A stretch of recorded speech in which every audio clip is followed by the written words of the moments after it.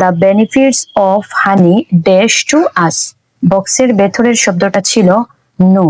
তো এই নু এর সঠিক ভার্বের রূপটা বসবে। নু যেহেতু একটি ভার্ব, নু অর্থ হচ্ছে জানা। তো এই সেন্টেন্সটা দেখে আমরা এখানে ভার্বের অর্থাৎ নু এর সঠিক ফর্মটা এখানে বসাবো।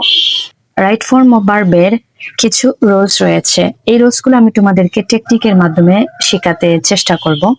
তো সেন্টেন্সটা দেখে আমাদের প্রথমত যেটা আইডেন্টিফাই করতে হবে কিছু কিওয়ার্ডস, যে কিওয়ার্ডস গুলাকে টেন্স অনুযায়ী এগুলা আর কি পরিবর্তন হয় এবং পরিবর্তন হয়ে এখানে ভার্বের সঠিক রূপটা বসে, অর্থাৎ এক এক টেন্সের এক একটা ভার্বের রূপ বসে।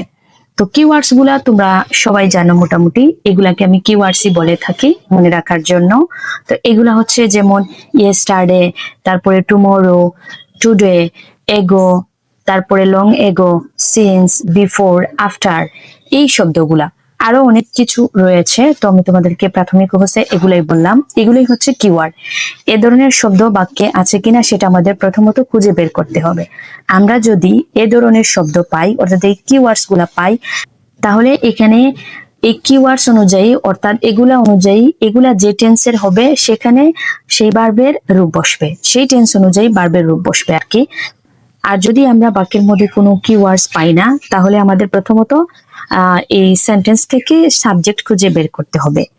তারপরে সাবজেক্টটি যদি সিঙ্গুলার হয়, ভার্ব হবে সিঙ্গুলার, এখানে সিঙ্গুলার ভার্ব বসবে। আর সাবজেক্টটি যদি প্লুরাল হয়, তাহলে এখানে ভার্বটিও প্লুরাল বসবে। তো চলো, আমরা এখানে কোনো কিওয়ার্ডস খুঁজে পাচ্ছি না, তো আমরা এখানে সাবজেক্ট খুঁজে বের করি।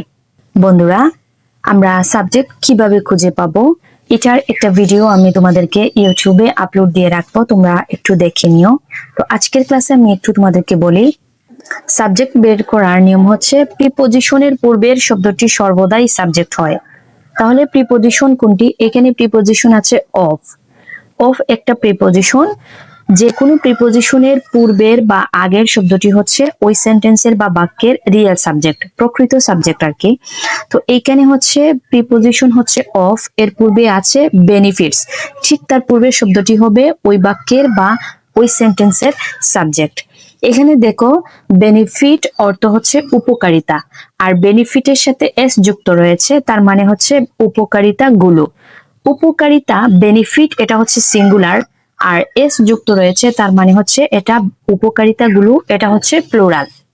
আমি বলেছিলাম যে সাবজেক্টটি যদি সিঙ্গুলার হয় তাহলে তার ভার্বটি হবে সিঙ্গুলার, আর সাবজেক্টটি যদি প্লুরাল হয় তাহলে তার ভার্বটিও হবে প্লুরাল। এখানে বি ভার্ব বসবে,